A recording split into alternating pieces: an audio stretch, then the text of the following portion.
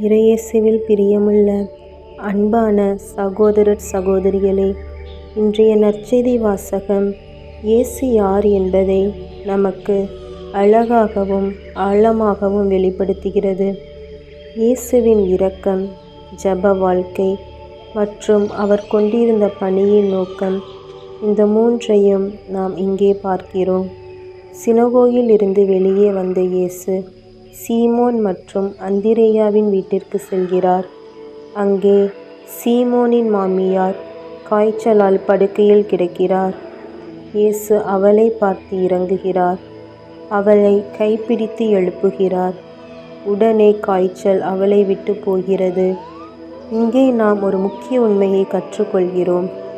இயேசு தூரத்தில் நிற்கும் கடவுள் அல்ல, மனித வேதனையை தொடும் கடவுள்.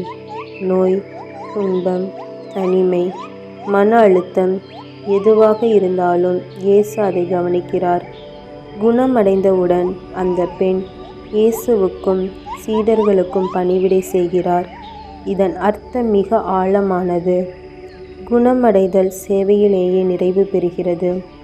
கடவுள் நம்மை ஆசீர்வதிப்பது பிறருக்கு பயனாக வாழ்வதற்காகத்தான். இப்போது ஒரு சிறிய கதையை நினைவுபடுத்த விரும்புகிறேன். ஒரு கிராமத்தில் வாழ்ந்த ஒரு முதியவர் பல ஆண்டுகளாக நோயால் அவதிப்பட்டு வந்தார். மக்கள் அவரை உதாசீனப்படுத்தினர். ஆனால் அவர் தினமும் ஜெபித்து வந்தார். ஒரு நாள் குணமடைந்த போது அவர் பெரிய காரியங்கள் செய்யவில்லை.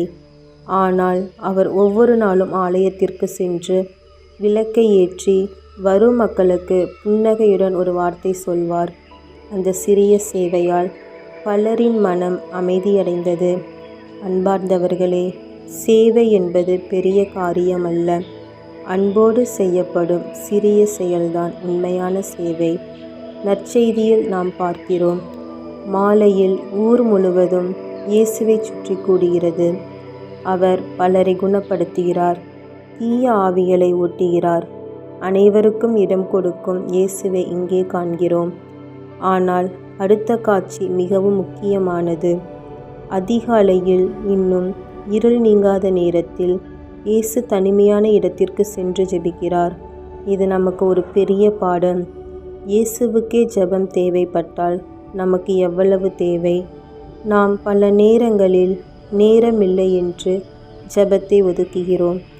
ஆனால் ஜெபமில்லாத வாழ்க்கை வழியில்லாத பயணத்தை போன்றது. சீடர்கள் வந்து எல்லாரும் உம்மை தேடுகிறார்கள் என்கின்றார்கள். ஆனால் இயேசு சொல்கிறார், நான் மற்ற ஊர்களுக்கும் செல்ல வேண்டும், அதற்காகத்தான் நான் வந்தேன். இயேசு மக்கள் பாராட்டிலும் புகழிலும் சிக்கிக்கொள்ளவில்லை. தந்தை அளித்த பணியை அவர் மறக்கவில்லை. அன்பார்ந்தவர்களே, இன்றைய நற்செய்தி நம்மிடம் 3 கேள்விகளை கேட்கிறது. நம் நோய்களையும் சுமைகளையும் இயேசுவிடம் ஒப்படைக்கிறோமா? நம் வாழ்க்கையில் ஜெபத்திற்கு இடம் கொடுக்கிறோமா? நம்முடைய வாழ்க்கை நோக்கம் என்ன என்பதை அறிந்து வாழ்கிறோமா? இயேசு நம்மை குணப்படுத்துகிறார், சும்மா நலமாக இருக்க அல்ல, சேவை செய்ய, அன்பு செலுத்த, கடவுளின் அரசை அறிவிக்க. அவரை போல இரக்கமுள்ள இதயமும் ஜெபத்தில் வேரூன்றிய வாழ்வும் பணியை உணரும் மனமும் நமக்கெல்லாம் அருளாக கிடைக்கட்டும். ஆமேன்.